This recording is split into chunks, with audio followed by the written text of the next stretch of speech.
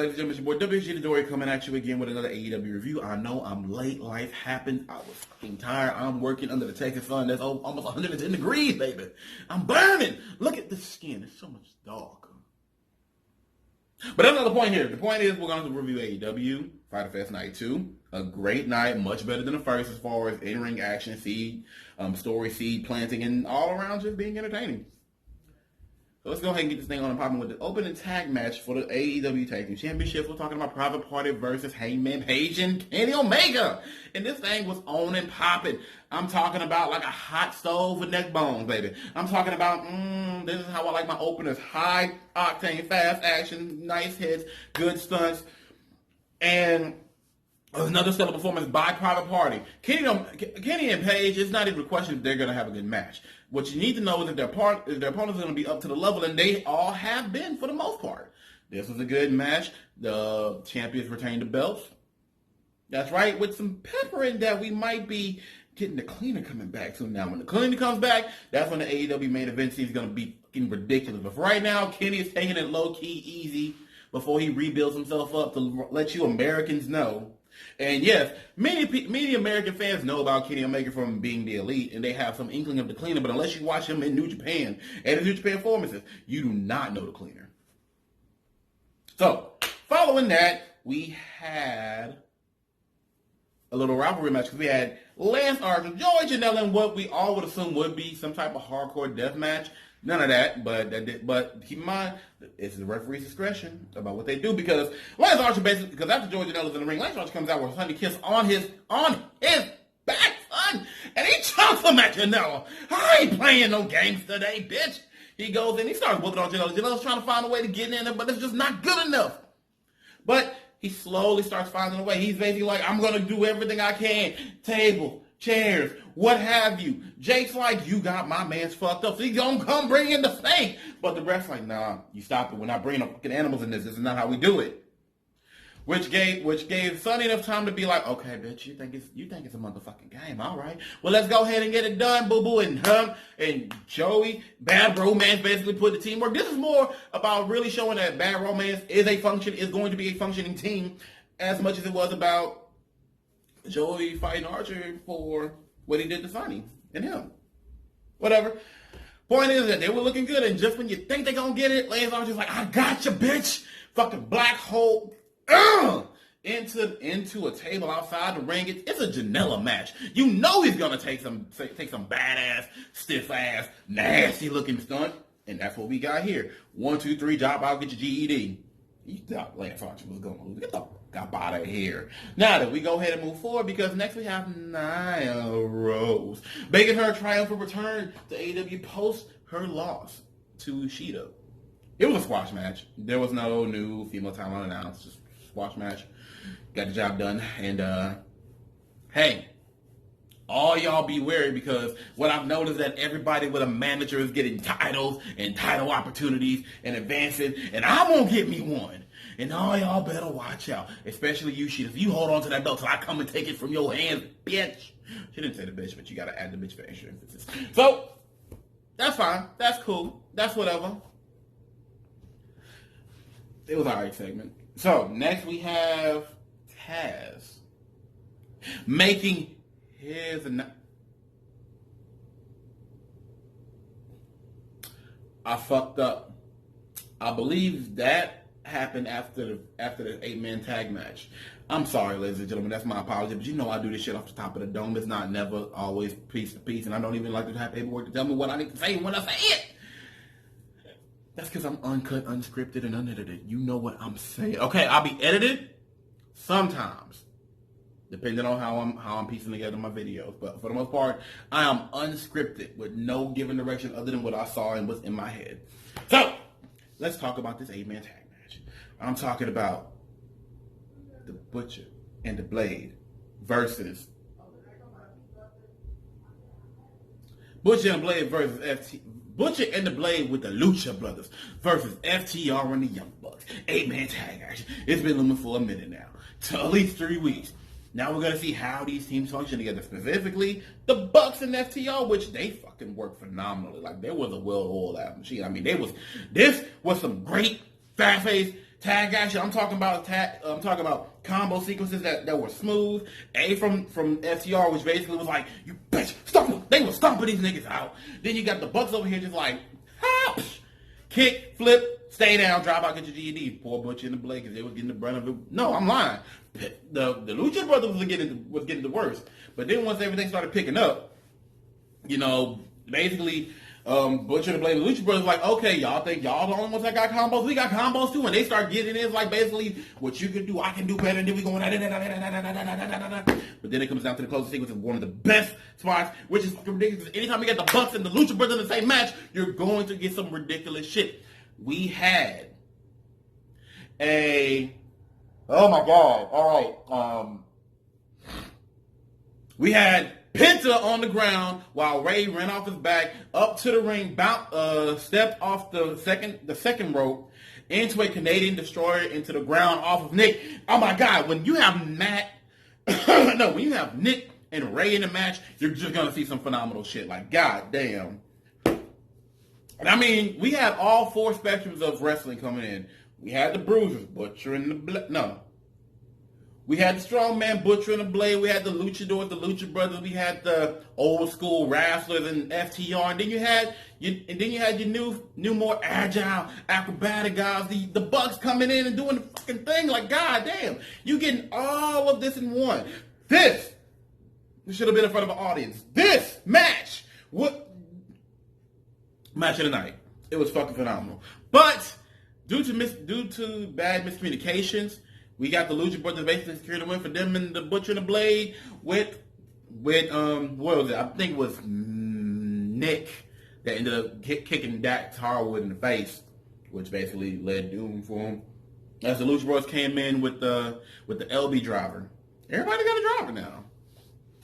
Whatever. Good shit.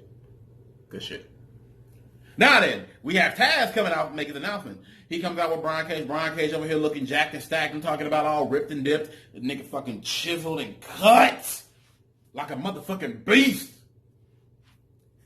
As Taz basically says, you know what? This man right here should not be going to next week without gold. He should have been defending right now, but unfortunately Mox had prior engagement. Because you know what, Mox, it's fine. It's fine. Hold on to your belt just a little bit longer because we're going to be taking it. But my man's not going in there. Going up in there just bare-chested. Because what I have with me is something that no organization can stake their claim on. That only the baddest son of a bitch can lay claim to. And that's the FTW Championship. The fuck the world title from ECW days, which Paul Heyman had no piece of. Oh my God. It is smart. It definitely kind of harkens back to whenever Taz was basically the most feared man in ECW because Shane Douglas didn't want no piece of him. Shane Douglas was like, nah, bro, I'm going to keep this gold around my waist and you ain't touching none of it. Okay, cool. I'm going to get myself my own gold. And then when I get your shit, I'm going to be a dual champion, bitch. Like, good shit. This is actually a major fucking announcement. That is a very iconic belt.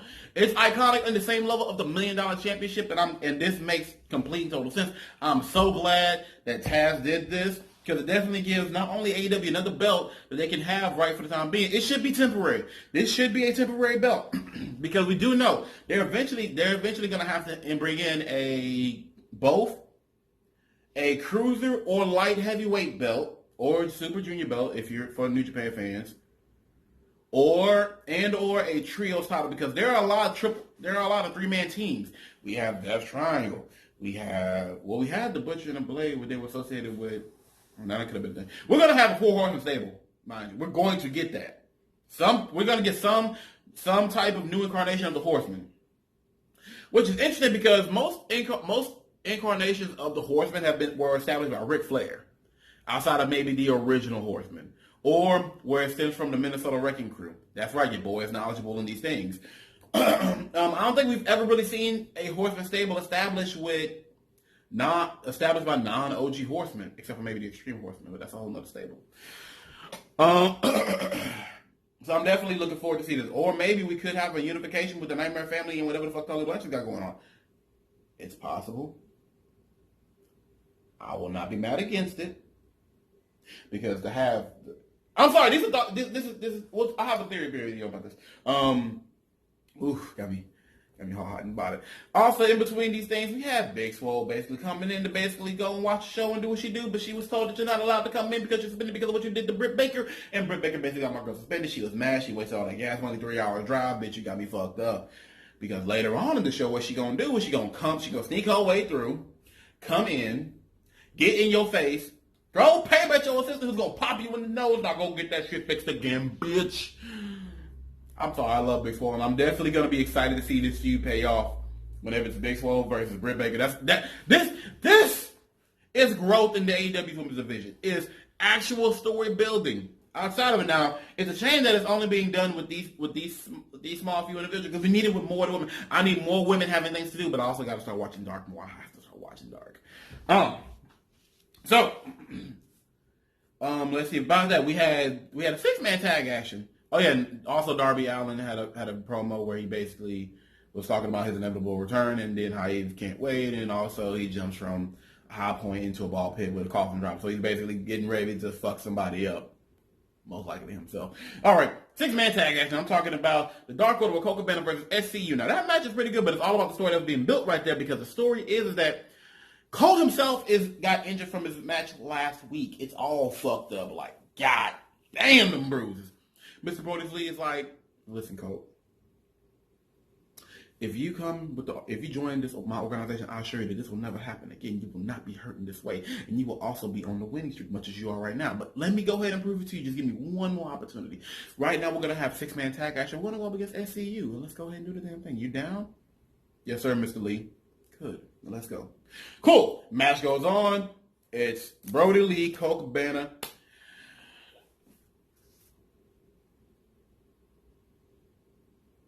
Stu Grayson. There we go. How was that? I can't remember his name. Yeah, but Stu Grayson. So, Stu Grayson looks fucking phenomenal. Stu Grayson can definitely be singles talent. Definitely can. Colt is the odd man because he's really struggling due to his injuries, and every time he's in, he's looking terrible. You can see Mr. Brody Lee getting very upset by this. He's seeing weakness in his ranks, and he's always trying to recruit you. I don't want weakness. Do better. Not even, you know, he's all fucked up on the side, but he's not even just excuse that. Whatever. I see you're a hard man to please, Mr. Brody Lee. But going towards the end, Colt comes in, saves Grayson from the pin, which gives Lee the opportunity to help turn things around, disclare, and then whenever Stu Grayson's going to go for the pin, he's like, no. Colt earned this one. Because Colt did save your ass. Colt gets the 1, 2, 3. There we go. So now we're going to possibly see Colt Cabana. And I'm definitely excited to see where this goes.